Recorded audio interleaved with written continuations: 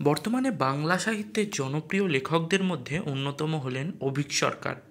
মূলত ভৌতিক গল্পের জন্যই তিনি জনপ্রিয়। তার গল্পগুলি যেমন ভয়ঙ্কর, তেমনি তাতে থাকে ইতিহাস, তন্ত্র, অলৌকিকতার দারুণ মিশ্রণ।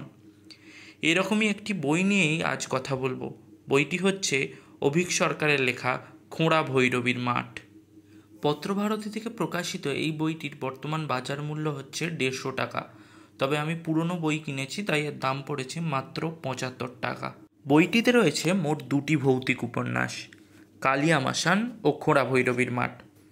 কালিয়ামাসান উপন্যাসে গল্পকথক একজন মহিলা। তিনি তার বান্ধবী মহুয়া ও তার ছোট ভাই দীপাঞ্জনকে নিয়ে বেড়াতে গিয়েছেন অযোধ্যা পাহাড়ের দেশ পুরুলিয়াতে। সেখানে তার বান্ধবী মহুয়ার ওপর কালিয়ামাসানের ক্রিয়া করা হয়। কিভাবে তারা মোকাবিলা করলো কালিয়ামাসানের, আর কেনই বা মহুয়ার ওপর এর প্রয়োগ করা হলো? পরবর্তী উপন্যাস খোঁড়া ভৈরবীর মাঠ।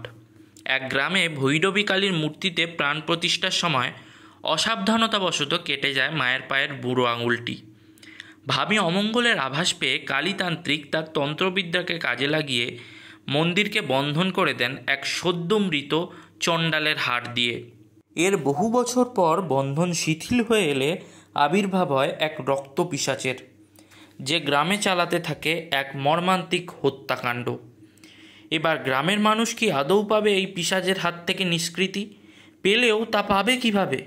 জানতে হলে আপনাদের পড়তেই হবে অভীক সরকারের লেখা এই বইটি। 104 পৃষ্ঠার এই বইটির পড়তে পড়তে রয়েছে রোমাঞ্চকর বর্ণনা, যা আপনাদের শিহরিত করে তুলবেই। খোঁড়া ভৈরবীর মাঠ বইটি আপনারা পড়েছেন কিনা সেটা কমেন্ট বক্সে জানাতে ভুলবেন না। Thanks for watching.